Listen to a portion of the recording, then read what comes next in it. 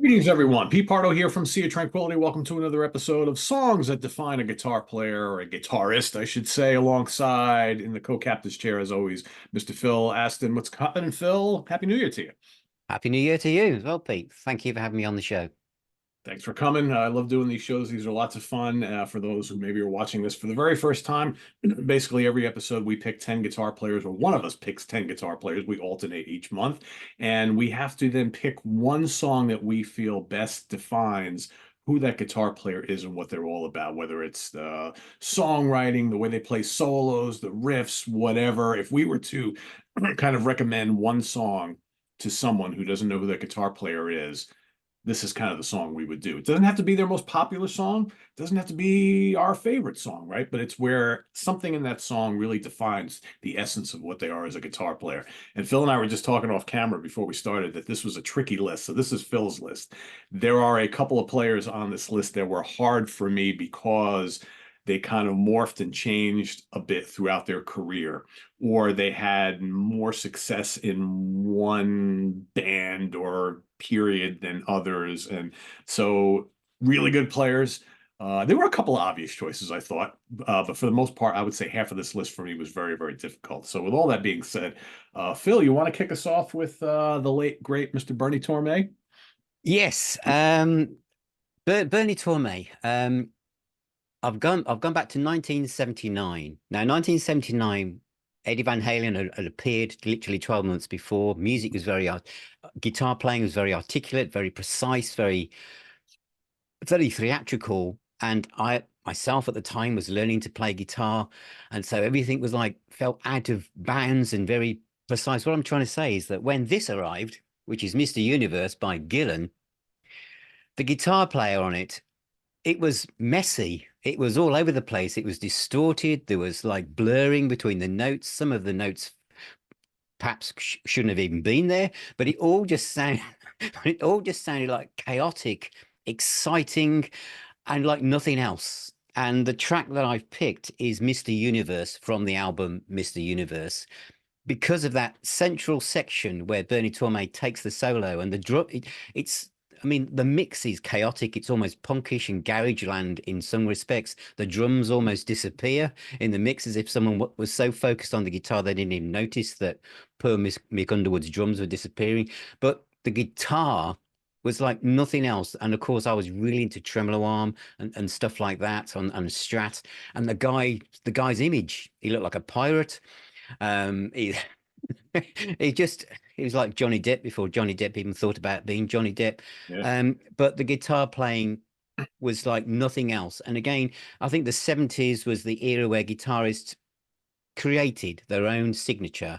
As we entered into the 80s, a lot of the sounds became more blurred as guitarists started to almost like photocopy themselves. But I thought Bernie Torme had an original sound, very punk driven, kind of like, who cares? This is what I'm going to do. And I could have picked the B side of Vengeance when he did a similar thing on the start of before they did Smoke on the Water, No Easy Way, from Glory Road. But I felt that this Missing Universe was the relaunch of Gillan into the rock market after his jazz rock experimentations. And I've just felt that that track, Mr. Universe, for me, sums up Bernie Torme. So, how many people watching this show religiously month after month have been keeping track of the number of times that Phil and I actually duplicate our responses? Well, we're going to ring in the new year with Mr. Universe as my pick as well from Bernie Torme. Yeah, I mean, this was one of the no-brainers, I think, Phil. Yeah. To me, I mean, and you said a lot of stuff that I probably would echo as well. I always love the unpredictable nature of his playing. And you could always and you bring up a really good point about the whole Eddie Van Halen thing and that kind of wild style of playing. But if you listen to EVH next to Bernie, their sounds couldn't be any more different. Where you have Eddie's is this thick, metallic, very perfect sound. Bernie's was never like that, right? Bernie just Yeah. it had this kind of um stripped down punk sensibility, but you could tell he was playing a Strat. It's noisy, it's chaotic. you're 100% correct. There's notes that probably shouldn't be there, but that was Bernie Torme, and that's Yeah, what I loved about him. I remember when I was a freshman. I think I was a freshman in college in 1984, maybe in early 1985. There used to be a vinyl seller who used to come on campus at our student union building. He would sell all these yeah, import records and things like that. And I remember one day I was going through the boxes that he brought, and I was, buying all these new wave of British heavy metal things and all sorts of great, cool imports. I bought a lot of them from this guy, and he had a Bernie Torme live solo record, the Bernie Torme live album, which I bought. And I remember I had not listened to Gillan at that point in time yet, and I yeah, was like, "Holy cow, who is this Bernie Torme guy?" And I love that just wild nature of his playing. Anyway, that has nothing to do with Mr. Universe, but you know, he's got these slashing, like kind of punky chords, the screaming lead guitar solo, which is just dripping with feedback. He's just breaking that whammy bar off and doing all these dive bombs and stuff. I mean, who else was doing that other than maybe Uli Roth and yeah, Eddie yeah, at the time? Really, nobody else. yeah, And I think all that you need to know about the kind of player that he was is right in this song. The song has it all. And to me, it's always been my favorite Gillan song. It's just absolutely terrific. And yeah, Mr. Universe, Bernie Torme. So we have matched there. Let's move on. See where we go okay. from here. Right. Well, next on my list was Rory Gallagher, which at the time I thought, well, I'll be able to narrow this down really easily. But like you just said at the preamble, some guitarists go through different phases of their careers, and where'd you go? Um, and one of the places I was going to land was Follow Me from the Stage Struck live album from 1980, because I thought, well, that by that time, a lot of people think of Rory as being like the blues player, but at that point, he'd almost like reinvented himself and was quite a metal player, really. And that track has got the riff, it's got everything. But I thought, does that really define him, or is that him really moving into the market where where music was going? And I thought, probably does. And then I thought, well, Messing with a Kid, because that was my entry point from live in Europe. I thought, no, that's because that's the first thing I ever heard. How do I find something that defines him? So I decided something from the album Deuce, the last track, which is Crest of a Wave. Um, and I chose this because it's got that acoustic start. It's a different side of his playing, but it has his trademark slide playing in it, which, of course, later on in life, he kind of moved a little bit away from that. But at this point, he's only about 23, 24. Um, he's playing slide. And of course, for many of us, especially over there in the US, the slide player of choice was always going to be Dwayne Allman. Yeah. But for here, he was doing things with the slide that no one else was doing. And it was only his second album, last track on side two. That's my choice. Crest of a Wave from Juice. A good choice. And there's so many choices for this guy. Yeah, I there had a are. really difficult time with this one because, again, like you mentioned, do you pick the early taste stuff? Do you do the earlier solo stuff, which is very blues, both acoustic and electric, lots of slide guitar? Do you do, I mean, I looked at that live album as well, and I was thinking, because that's my favorite live album by him, because I like the more rock stuff that he Yeah, does. yeah, it's But very then I'm metal, like, isn't it? it's not really indicative of his whole career. Um, Ultimately, I went to the Irish tour album, Yeah, and I chose Tattooed Lady, which is one of it's not my favorite song by him, but it's one of my favorite songs. And there's a lot of reasons why I chose it. I also wanted to consider how good of a vocalist he was. And so to me, this song has those emotional vocals for people. Because I want to give you the whole, if I'm recommending a Rory Gallagher song to someone, I want to give you the whole package. yeah, Really good yeah. Good vocals, point. really good song, right? Very memorable song. Nice use of these anthemic kind of rock and roll chord changes, but it's still kind of bluesy. And then that melodic soloing. And then the end of the song, he throws in this really gutsy jaw-dropping vibrato and just really precise choice of notes, which I think is something we talked about Bernie Torme a minute ago, and who is unpredictable all over the place, just playing all this stuff. Yeah, And then yeah, you got Rory, who I think if you really listen to his whole career, when he solos, very great choice of notes, and everything perfectly fits. very melodic, even though he could be blazing fast and doing like he could be chaotic too, but you hear every note that's played perfectly. I mean, he's a great picker too. So I think for me, Tattooed Lady is one of any number of choices that could be great. Brilliant choice. I decided to go with that. So yeah, and I chose the one from the Irish Tour album, which I think is my favorite version of it. So because sometimes the live versions are a little bit more exciting. So yeah, That's very true. yeah. That's very, very true. Right. Number three on my list is Eric Clapton. Hardest one of the bunch. Yeah, it is. It is the hardest one of the bunch because in more recent years he's done more stretching out and he's gone back to doing some really fantastic soloing. Obviously, in the mid 70s onwards, he kind of wanted to do anything except being seen for a Guitar Hero, probably. And then I rolled back to Cream and I thought, well, it's got to be Sunshine of Your Love, hasn't it? It's got the riff. Is it the birth of hard rock, heavy metal? But no, I thought I'm going to roll back 12 months prior to Disraeli Gears, and I've gone back to Fresh Cream. And the track that I've picked is Spoonful. And the reason I've picked it is this is kind of a tenuous link, but it's just something I was thinking of.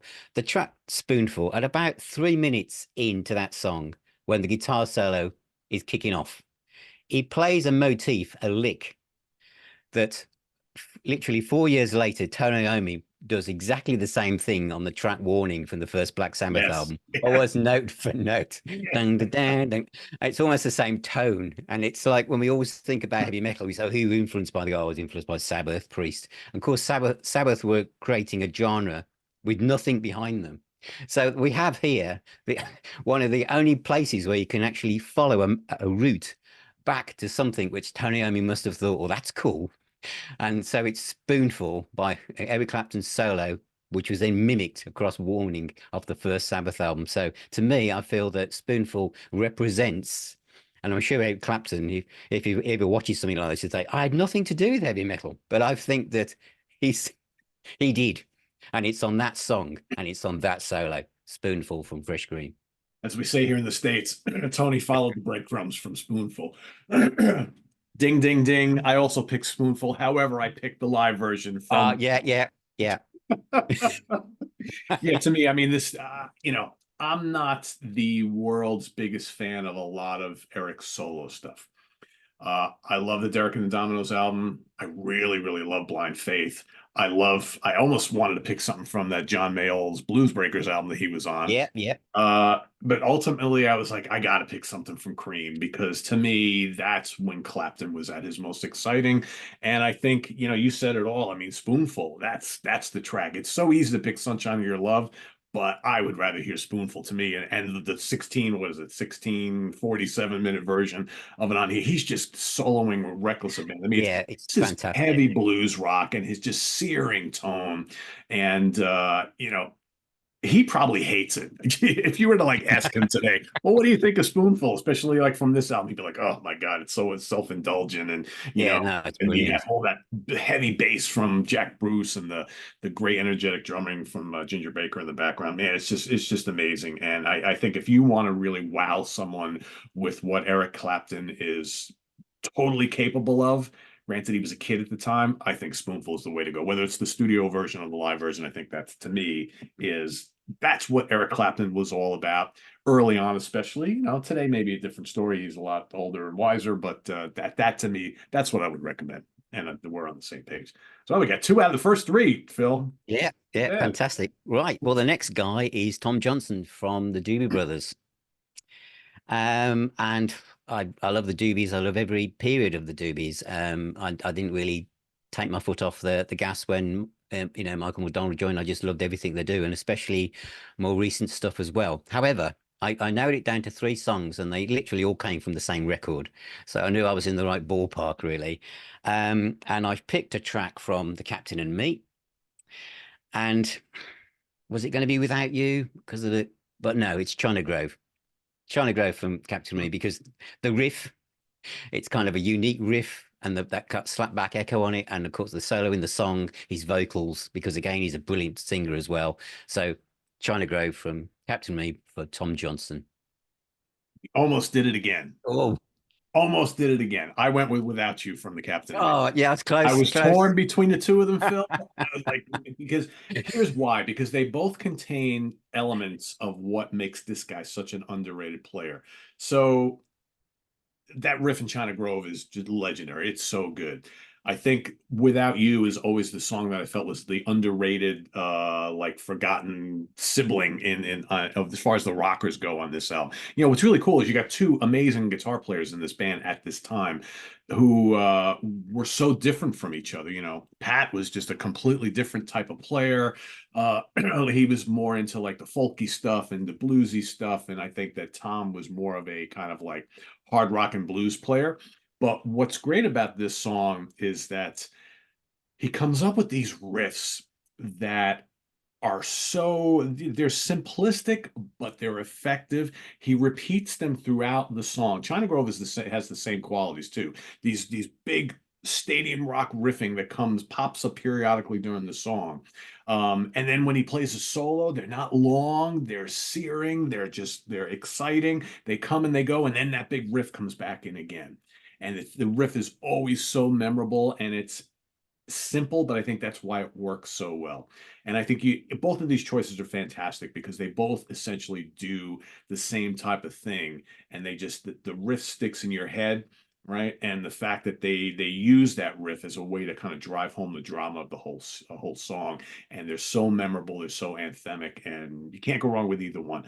And you know, God, if we were to pick Pat Simmons, there's tracks on this album we could use totally. Yeah, We will that maybe that's for another day. But yeah, I yeah. mean, this is such an amazing, amazing album. Oh, it's there isn't a bad moment on it, is there? I mean, even is it Evil Woman is probably the lesser known track, but that's got a great riff. It's almost metallic in its way. But you're right, Without You, interesting, they left that off the box set for some reason. I always classed it as one of their finest songs, and I was so close to picking that instead of Trying to Grow because I just think it that kind of climax as it builds up towards the solo before it comes back into the riff, as you say, it's perfect. And Ted Templeman's production, it's timeless. Yeah. About like, I guess, I don't know, maybe 8, 10 years ago. I don't know. I've seen the Doobie Brothers live a number of times, like over the last decade or so. And I remember, I've always loved that song. And I remember like maybe not the last time I saw them, but the time before that, they were open. I think they opened up for Bad Company, and it was an outdoor venue, and it was the old Woodstock venue. So it's Bethel Woods here up in New York. And we were walking into the venue just a little bit late, and the band had already started, and they opened up with Without You. And I'm sitting there, we're walking in, and we're like, you know, like a quarter of a mile away. Yeah. And I can hear it. I'm like, we have to get there now because I've never Now. seen them play that. And I hear the riff go. I'm like, oh my God, how cool is this? But yeah, it's two great songs. I mean, yeah, we can go on and on about how great the Captain and Me is, but we have more guitar players to tackle. We do indeed. And the next one is Brian May. This was quite an easy one for me because I picked something which I think defined him and his personality and all the stagecraft and everything that was in the sets going on from this point. And it is Brighton Rock from Sheer Heart Attack. Because going back to when I was at school, obviously people were going to see Mock the Hoople to see this support band called Queen. Queen 2 had come out, which is almost proggy. There was the first album with the track Liar, which had a lot of people talking about. And then this next album came out with Killer Queen on the single. And then the album just kind of trickled out and people started saying, have you heard the opening song, Brighton Rock? And it goes into a guitar solo. It's obviously just a guitar solo on his own, this kind of stadium piece that he built it into, which seemed to have all of his tricks. Everything in his kit bag was put into that section, the double tracked rundowns, the kind of echo stuff that he became his trademark. And at that time, no one really did guitar solos on record. You can think of maybe of Heartbreaker by Zeppelin from '69, but no one really did these solo bits like this. And here's Brian May in a band that will be able to cross over from pop to rock to be in the charts and in the album charts at the same time, doing it. And I just feel that it still is exciting to this day how this whole thing is put together. Absolutely. Well, I went to the same album, Oh, but I picked Now I'm here. I picked Stone Cold Crazy. That Metallica. Yeah, yeah, I yeah, wanted to pick Brighton Rock too. I was like, it was one of the two of them. Yeah, I also thought about now. I started thinking about some of my favorite Queen songs. I'm like, oh, I like the really early riffy stuff. I'm like, oh, Liar, Son and Daughter. I'm like, yeah, yeah, yeah. so I went with Stone Cold Crazy. I think he is one of the unsung heroes of the heavy riff from this era. Page and certainly Tony Iommi get most of the credit, but I think you got to include Brian May in this conversation, I think. And I think, this Stone Cold Crazy, I think, shows that he's one of those guys, you talk about like all the thrash and the new wave of British heavy metal, which came, like not quite a decade later or whatnot. I mean, this song is chugging before there was chug, right? I mean, he's one of those guys. I mean, I don't know. Jimmy Page wasn't really doing chug like this. Tony Iommi wasn't really doing chug like this. But The this riff is is this good. is fast chug, isn't it? That's the other This is thing. fast. I mean, and there wasn't anything really like that. You're right. It's almost like speed metal before it was invented, and Yeah. the solos like lightning fast as well. It was very such a varied record. Um, I mean, Tony, yeah, Tony Borgia and Budgie was doing it a little bit, maybe yeah, not yeah. quite this True. Yeah, fast, but he's another guy. We got to cover him at some point. That yeah, will be yeah. really difficult. But the riff is killer, and then the solos are screaming, and he's using that multi-track technique that he uses in the song that you brought up really, really well. So for me, this has like everything that I love about Brian May. But again, he's one of those guys you can pick any number. But yeah, but Stone Cold Crazy is my choice. So we got two really great ones from this particular album. Great, absolutely fantastic. Right. The next one is Pete Townsend. And this was fairly easy for me personally. And the same way I picked Eric Clapton, and he probably won't, if he, as I said, if he ever sees this thing, why is he being tagged into the birth of heavy metal? I've picked a track that I feel that Pete Townsend also had some responsibility for what happened. And I've picked Live at Leeds, and I've picked the live version of My Generation, which is about 16 minutes long. Yeah. And the reason why I picked this is because after 4 minutes, he leaves the template behind. We're leaving, My Generation behind at 4 minutes, and we're going somewhere else. We're going to dip in and out of the bits of elements of Tommy and stuff. But then after that, it's almost as if him and Roger Daltrey are staring at each other, and Pete Townsend just comes up with a riff. He starts to play the riff, the band piling behind him, and Roger Daltrey comes up with a few ad libs lyrics, and then he stops and a bit of soloing. Then he comes up with another riff, and so it goes on. And some of these riffs are really heavy. They're real metal stuff. And there's like pauses and stops and goes on. I made a note. I think it was about yeah, it was about 11 minutes in. He comes up with one of the ultimate power chord. He slides his plectrum down the strings, which again was quite unusual in those days. Yeah. And it's just a wall of noise, one SG through all these high watt amps. And then after that, he goes into yet another riff and again soloing and more ad lib vocals. And I just think it shows the sheer kind of palette of what Townsend could do, from really gentle picking to power chords to intense soloing, and just the dynamics of what he was able to do, making him a unique, not just not just about soloing. This is why I picked this. It's his approach to rhythm guitar and his dynamics and picking chords and making something exciting out of sometimes just literally two or three notes. But that's my choice. My Generation Live from Live at Leeds. That's an inspired choice. And I think you and I we have different choices, but we were thinking the same thing. I really pondered about where to go with Pete, right? Because you have that early period that, we all love so much. And then, his playing developed and went down different avenues later on in the 70s and certainly into the 80s and 90s and forward. And he will obviously tell you, if you've read his autobiography, he says how he's such a better guitar player now than he ever was, right? But some of us prefer listening to the stuff when he's younger, right? So I Yep. went with a song that the first time I saw it really made an impact on me. And I remember being a kid watching the Woodstock film and seeing The Who play Sparks from the Tommy album Yeah, live yeah, at yeah. Woodstock at 5:20 25 in the morning or whatever Yeah. the hell it was. And I think Sparks is an instrumental, right? So this is a weird pick for me, but I couldn't. I had all these other songs that I was thinking. I'm like, I kept coming back to Sparks. So here he's blending, just like you said, these big slashing power chords, right? And then these clean picked arpeggios, right? And then he's working off of Keith Moon, right? The two of them just back and forth. And he was, like you said, he was never known as a soloist, but man, his solo on this song just pushing, the gain on his amplifier to like it's starting to feed back, and it just sounds amazing. And the way he layers these big power chords, it's not metal, but it almost is. It's Yeah. and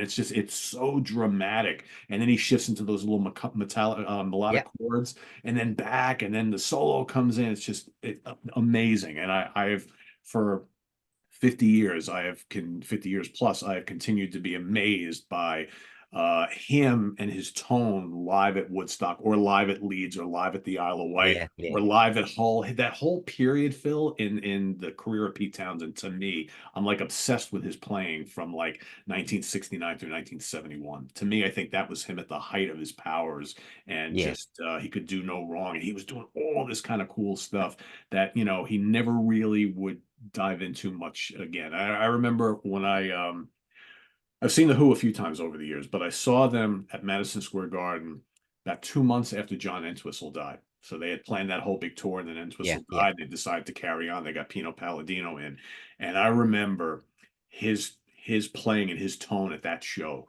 was immense, and it brought to mind what I loved about the period we're talking about right now so much. And I've seen them afterwards, never really hit those. It was never like that. It's almost like he was trying to, they were so upset about John Yeah.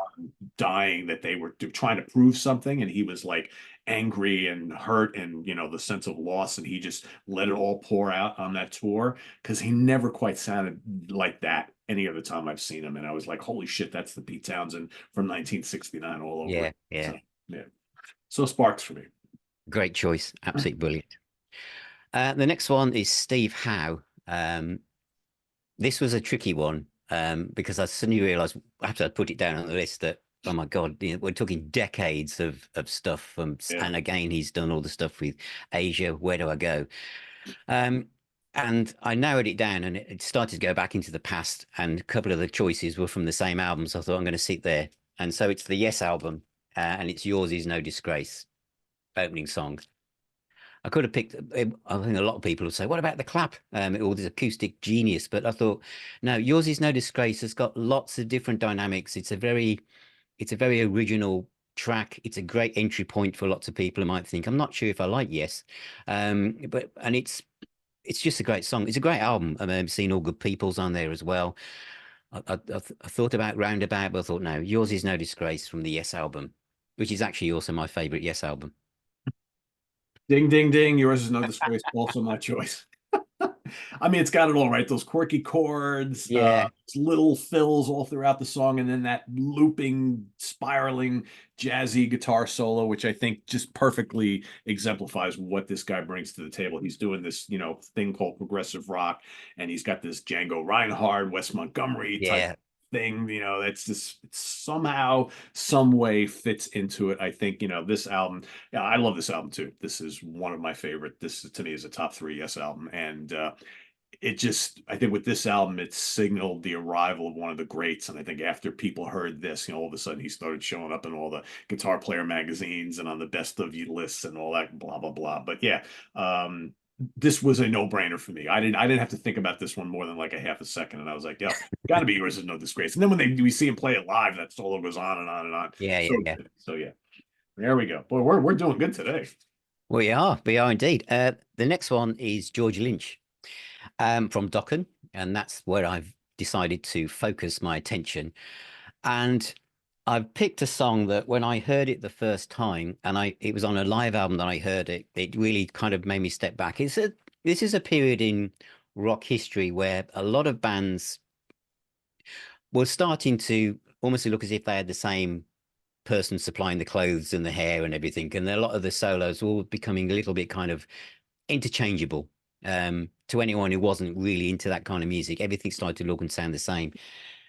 However, when I bought this album, The Beast from the East by Dokken, and it got to Mr. Scary, and I realized that wow, um, this guy can really play, and he's not really like these other guys at all. He really has his own. So, I mean, I just feel that is a show. It's obviously a showcase, as we've talked about. Brighton Rock was for Brian May, but this is obviously late 80s, and to me, Mr. Scary kind of sums up that period also, but shows just what this guy could do and still make it his own. I almost picked that one. But you know what's really great about that song, Phil? Yes, it's a showcase for him, but that's a really catchy instrumental song. Yeah, yeah, it is. It's It's not got a just great indulgent, is riff. it? It's yeah, Yeah, that's the way to write an instrumental like yeah, metal song. I mean, really good. You know, there's at that time you had all the shrapnel guys coming out, and I loved a lot of that stuff too. But something about Mr. Scary was like, oh, that's heavy, and it's man, you were yeah, yeah. It's a that's great riff. You could so easily have good, vocals stick on it. Yeah, it's brilliant.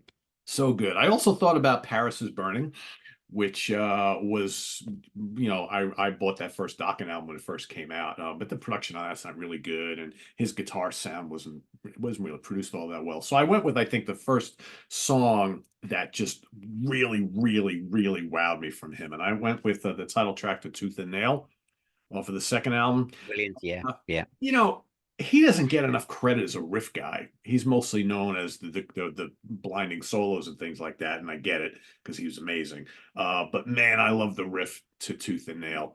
It just starts off this album with a bang.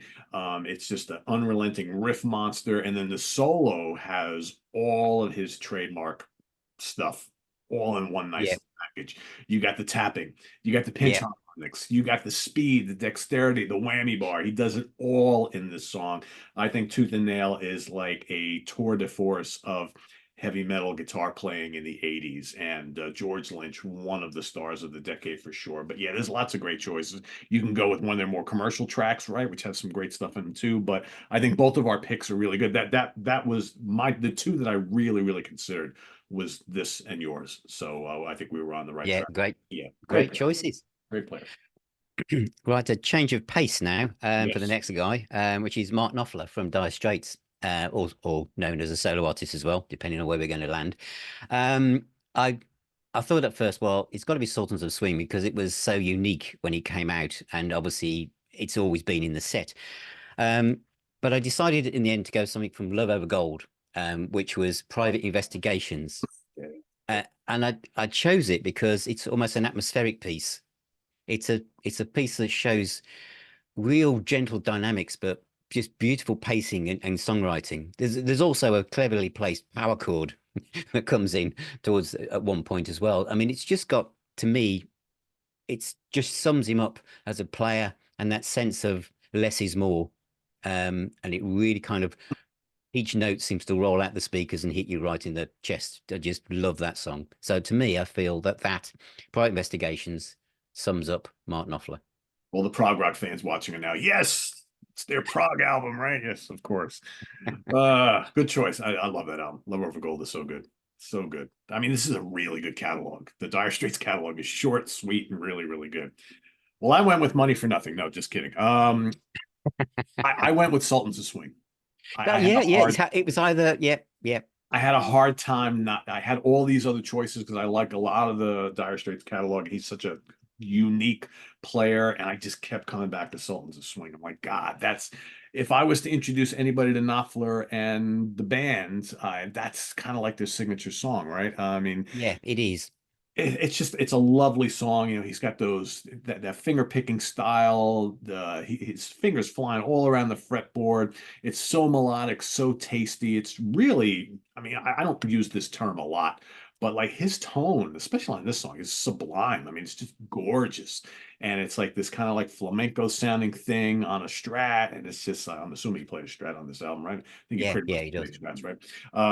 And yeah, to me, it's just, I mean, I still listen to Sultans of Swing today, and the soloing is just like, wow, it's like this guy, and he never really did anything quite like that again, right? It's like, you know, they ventured into all sorts of different areas. Um, But yeah, Sultans of Swing was my pick. But yeah, you can go. No, it's I think it I almost went with that because I thought I was again thinking I started the show that each some of these guitarists, especially from the 70s decade, had their own signature sound and you Yeah. just knew immediately who it was. And imagine coming out in the late 70s with yet another guitar player arrives that sounds like nobody else. And that Sultans of Swing was, I remember hearing it on the radio first time. Nothing else sounded like that. And No, no, I, it's yeah, and he kind of took that style and like I was thinking making movies too, and I'm like, oh, that's so good too. There's a lot, they kind of took that sound of the first album. Yeah, the second album's kind of similar, but with the third album, they started to become more of yeah, like an arena rock band, and even though they Romeo and Juliet and things like that had gorgeous stuff on it, they became more of like a rock band, I think. But all throughout, I mean, his playing just so beautiful and so different. yeah. And God, it's like I know he's put out a lot of solo albums, but I kind of lost touch with him for decades now. I don't know. Is he still recording anymore? I don't even know. I don't know. I mean, as you say, there's so many solo albums to dip into, but yeah, but they're a different style. They're almost like Celtic kind of folk, laid back, almost soundtrack type music in a way, but very different to where he started with that first Dire Straits album. Yeah, yeah, for sure. All right. Right, my last choice. I put this guy in because people don't necessarily now think of him as a guitar player. They think of him as a vocalist, and and I'm sure a lot of people probably don't even know what we're going to mention Sammy Hagar guitar playing. What defines him as a guitarist? Isn't he the singer? And he's one of my favorite vocalists of all time. It's But great. he's also an amazing guitarist. And so the track that I picked is from All Night Long, which is also a stunning live album, and it is Young Girl Blues. His cover of the Donovan song. And there's a small little applause at the end when he finishes this solo. I mean, this is the time when he was seen as a guitarist. He still had the other guy, was it Gary Field, playing Fairfield, yeah. guitar? But yeah, but it was really Sammy's show. I remember seeing them in the UK when he came around supporting, first of all, I think, no, Def Leppard supported him rather, but he was always with the guitar. He's a great vocalist, but he was always with the guitar. And obviously now he's not seen so much with the guitar, but to me, Young Girl Blues shows because it's ballad, but it's a well constructed solo that builds, that comes up, as it has tons of notes like a waterfall, but equally it's thought out. And again, maybe because he's also a vocalist, he was able to think about the lead lines he was playing as if he would probably sing them. There's something about singer guitarists who seem to have that way of expressing themselves emotionally through the notes because they could also imagine saying them, if you know what I mean. But Yeah. that's my choice. Yeah, Sammy Hagar was an inspired pick, Phil, because again, I most people consider him just primarily a vocalist, but yeah, he's played lots of guitar in his career, and this was one of the challenging ones for me. So I've never owned a lot of Sammy Hagar solo stuff. I have a really good compilation that has like all the big songs and whatnot, and I've always known him to be a guy who's in a band with another really great guitar player, so he doesn't have to play Yep. much, right? Whether it be Ronnie Montrose or Eddie Van Halen or Gary Phil, right? I mean, or Neil Schon or whoever it is, right? He's always done these things with other really good guitar players. But if you watch a lot of live stuff, he's a lot of times he throws a guitar on. He plays his. So to me, I don't really know how much of a lead player he is on this. Bits and pieces I've seen, he's pretty good, but I tried to look at this more from, well, he wrote all those great Sammy Hagar solo songs, right? He did. He Yep. wrote all those riffs, right? So Yep, he did. I Yep. I was forced to look at this more from a riff perspective. And for me, and I don't have a hard copy, but I went to the Standing Hampton album and I went with There's Only One Way to Rock, Yeah, it's which a good to one. me is some of the best riffing of that era on this track. It's just so good. And it really shows how he could write stuff like that. I mean, how can you not, when he spent whatever it was, 2 years with Ronnie Montrose, how can you not learn from that guy how to write great riffs? I mean, look at that first Montrose album, right? To me, There's Only One Way to Rock is kind of like the early 80s version of what Montrose could have been. without Ronnie, right? To me, it's one of my favorite solo tracks from him, and I think it stands the test of time as a great driving party riff heavy anthem. Whether it's him or Gary playing the solos in that song, I'm not really quite sure. I'm sure it might be Gary Phil, but regardless, to me, if you want to know what Sammy can do to create a great riff, there's only one way to rock. Is a Yeah, no-brainer. I mean, also he wrote "Bad Motor Scooter" and he wrote "Make It Last" from the first Montrose album. Right. And on this live album, when they do "Bad Motor Scooter," Hager was such the point where he was the guitar player. There's a section in that song when they do a guitar battle at the end where he shouts over to Gary Phil saying, "Take your best shot if you want to keep your job." So obviously Hager is seen as like top dog as being the guitarist in that band, and then they kind of exchange, that one of them is in each speaker as they basically try and outdo each other, and you can't imagine now that Sammy Hager would be like shouting that across to Satriani, take your best shot if you want to keep your job. Uh, but back then, I think that's how he saw himself was the red rocker, and I'm a guitar player and I'm a singer. I think, but you're right. That's a great choice. There's only one way to rock because he can write some fantastic riff-driven songs.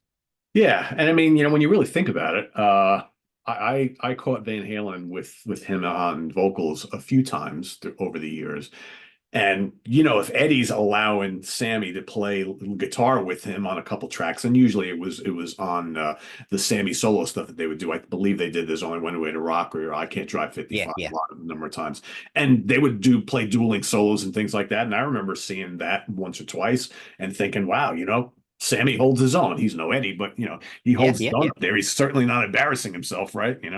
So. Yeah, it would be interesting. At this point, it's probably not going to be happening, but it would have been interesting to hear like a Sammy Hagar kind of guitar hero type album where, even if it's a vocal oriented album where he really just emphasizes his guitar skills a little bit. Because I don't know if we ever really got that. I don't know because No, like I said, no. he's generally always got other players with him. And yeah, I forgot to mention Joe Satriani earlier. Yeah, I mean, he's surrounded himself with Yeah, he has. world Yeah, class players all throughout the years. Just he crazy. has indeed. Yeah, All right, and well, we have that's our another. 10. Yeah, that's our 10. So I'm choosing the next 10. So stay tuned in February for that episode. Um, I I hope I probably should have been keeping a list of all the ones we've tackled so far because now we're in the territory of we've got like what six episodes, seven Yeah. episodes under our belt. So it's like but yeah, there's I mean there's so many out there. So I'll be coming up with a list of hopefully some inspired choices for next month, and I'll be Okay. torturing Phil with that over the next few weeks. And we'll see you soon. Phil, you want to plug anything going on in Now Spinning Magazine? Well, thank you. I've got lots of reviews and podcasts and ranking videos coming up. And thank you for everyone at Sea of Tranquility. A lot of your people have come over and checked out the Now Spinning magazine channel, and that's fantastic. So thank you very much, everybody. Really appreciate it.